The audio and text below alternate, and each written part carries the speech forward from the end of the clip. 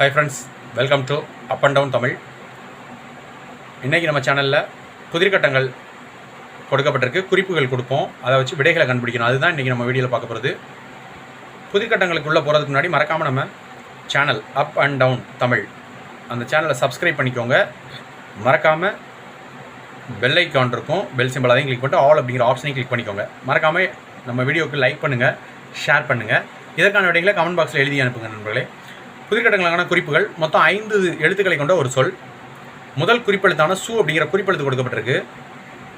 அதற்கடுத்த குறிப்பு என்னென்னு பார்த்தீங்கன்னா, இது கடவுளின் ஒரு வகை. பல கடவுள்களில் இது ஒரு வகை.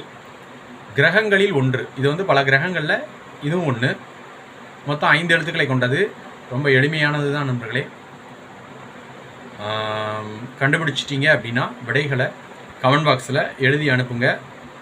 மறக்காமல் லைக் பண்ணுங்கள், ஷேர் பண்ணுங்கள், சப்ஸ்கிரைப் பண்ணிக்கோங்க நம்ம சேனலை. நன்றி, வணக்கம். தேங்க்ஸ் ஃபார் வாட்சிங்.